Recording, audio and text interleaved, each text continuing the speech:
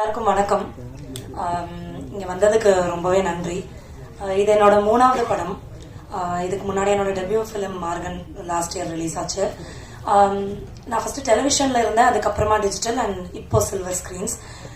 10 வருஷத்தோடைய ஜேர்னில நிறைய பேர் நடிக்கிறதுக்கான வாய்ப்பு கேட்டு வெளியில நிக்கிறாங்க. அவங்களெல்லாம் உன்னால நடிக்க முடியும், உங்ககிட்ட இந்த பொட்டன்ஷியல் இருக்கு, வந்து இந்த ரோலை நீ அழகா பண்ணுவேன்னு நம்பி வாய்ப்பு கொடுத்த இது வரைக்கும் கொடுத்துட்டு இருக்கிற எல்லா டைரக்டர்ஸ்க்கும் நன்றி. சரத் சார், அப்படி என்ன நீங்க எங்க பார்த்துட்டு கேட்டீங்கன்னு எனக்கு தெரியல, ஆனா இந்த ரோலை உன்னால பிளே பண்ண முடியுமா அப்படின்னு ரொம்ப அழகா என்னை கூப்பிட்டு வாய்ப்பு கொடுத்தீங்க, ரொம்ப நன்றி. அண்ட் சின்ன வயசுல இருந்து I have only been body shamed for how I look. என்ன இவ இப்படி இருக்கா, உள்ளே இருக்கா, அப்படி இருக்கான்னு ஸ்கூல்ல எல்லாம் ஃபுல்லா. அதனால எனக்கு என் மேல ஃபர்ஸ்ட் ஆஃப் ஆல் ஒரு நம்பிக்கையே இல்லை. நம்ம பார்க்க நல்லதா இருக்கோம் அப்படின்னு அப்படியே எனக்கு தோணாது. என்ன ஒரு போட்டோ எடுத்தா கூட நான் அதை நல்லா இருக்கு அப்படின்னு அக்செப்டே பண்ணிக்க மாட்டேன். அது எனக்கு இப்போ வரைக்கும் கொஞ்சம் கொஞ்சம் அந்த விஷயம் இருந்துட்டே இருக்கு. ஒரு ஃப்ரேம்லயும் என்ன ரொம்ப அழகா பியூட்டிஃபுல்லா காமிச்சிட்டு இங்க வாயேன் இதை பாரு அப்படின்னு என்ன சதீஷ் சார் கூப்பிட்டு காட்டுவாரு. காட்டும் போது நானா இது அப்படின்னு அவ்வளோ சூப்பரா ஃபீல் ஆகும் சார். எனக்கு ரொம்ப ரொம்ப தேங்க்ஸ். கண்மணி மேம், நீங்க சொன்னது உண்மைதான். சார் வந்து ஒரு ஷார்ட் எக்ஸ்பிளைன் பண்ணும்போது வந்துட்டு, அம்மா சார் இப்ப என்ன ஷார்ட் அப்படின்னு நம்ம கேட்டா, அதாவது இந்த கதையோட சினாப்சிஸ் எங்க இருந்து ஆரம்பிக்குதான்னு ஸ்டார்ட்ல இருந்து எண்டு வரைக்கும் மண்டையில வச்சுட்டே இருப்பாரு. அப்பவே எனக்கு புரிஞ்சது, ஓகே எந்த அளவுக்கு ஒரு கதை வந்து அந்த டைரக்டருடைய ஆழ் மனசுல இருந்து அவர் எழுதியிருக்காருன்னா, அத ஒரு தடவையும் அத எங்கெல்லாம் சான்ஸ் கிடைக்குதோ அதை அவர் சொல்லுவாரு, அதை புரிய வைக்க ட்ரை பண்ணுவாரு. சார் எனக்கு புரியுது சார். இப்பதான் நிறைய பேர் சொல்லி எனக்கு தெரியும், ஒரு 23 இயர்ஸ் ஆஃப் ஜேர்னினா அது சும்மா கிடையாது சார். எனக்கு வாய்ப்பு கொடுத்ததுல அதுல ரொம்ப ரொம்ப நன்றி.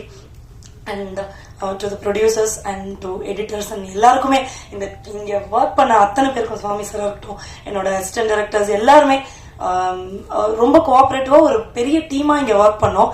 எல்லாருக்குமே ரொம்ப ரொம்ப தேங்க்ஸ். அண்ட் முக்கியமா என்னோட கோ ஆக்டர்ஸ், குரு சார் கூடயும் அனுமா கூடயும் நடிக்கும் போது, குரு சாரை வந்து ஓரமா உட்காந்து அப்சர்வ் பண்ணிட்டே இருக்கலாம். அவர் நடிக்கும் போது அவர் என்ன நடிக்கிறாருன்னு ஃபர்ஸ்ட் எனக்கு புரியாது. அவர் சொன்ன மாதிரிதான் உண்மையா. அவர் நிறைய ஒர்க் ஷாப்ஸ் எல்லாம் கண்டக்ட் பண்றாரு. ஓசிலே நான் உட்காந்து ஓரமா உட்காந்து ஆக்டிங் கத்துக்கிட்ட மாதிரி அவரு என்ன பண்றாருன்னு, இதுக்கு எதுக்கு இவர் இதை பண்றாரு, என்னமோ நான் பெரிய அறிவாளி மாதிரி எதுக்கு இப்படி பண்றாருன்னு நான் யோசிச்சுட்டே இருக்கும் போது டுவர்ட்ஸ் எனக்கு புரியும், ஓ இது இவ்வளவு அழகா கூட பண்ணலாமா அப்படின்னு. அவரு நிறைய இடத்துல இந்த படத்துல நடிச்சு நான் பார்த்தேன். இதுக்கு முன்னாடி ப்ரீவியஸா அவரை ஸ்கிரீன்ல நிறைய பார்த்திருப்போம், பட் நேர்ல பார்த்து நான் ரொம்ப வியந்தேன். அனுமா கூட, மேம் நீங்க உண்மைதான் சொன்னீங்க, உண்மையா அவங்க கண்ணே நடிச்சிரும். அவங்க கூட ஒரு காம்பினேஷன் சீன் எனக்கு இருக்கும் இதுல. அவங்க சிரிச்சா நான் சிரிப்பேன், அவங்க அழுகிற மாதிரி ஒரு கண்ணு வச்சுட்டாங்கன்னா எனக்கு டக்குன்னு அழுக வந்துடும். அந்த சீனை அவ்வளவு சீக்கிரத்துல முடிக்க முடியுமான்னு எங்களுக்கு தெரியல. வித்தின் 2 to 3 இயர்ஸ்ல we finished that because she was that. அவங்க கூட எனக்கு நடிக்கிறதுக்கான ஒரு ஆப்பர்ச்சுனிட்டி கிடைச்சதே நான் மிகப்பெரிய விஷயமா பாக்குறேன். ஆல்சோ என் கூட என்னோட பேரா நடிச்ச Vijay Vishwa, you very cooperative, thank you. Nayana கூடயும் சாய்விக்கு கூடயும் எனக்கு எந்த காம்பினேஷனும் இல்லை, பட் இப்பதான் அந்த சாங் எல்லாம் பார்த்தேன், ரொம்ப அழகா இருந்தீங்க, ரொம்ப பியூட்டிஃபுல்லா இருந்தது விஷுவல்ஸாவும்.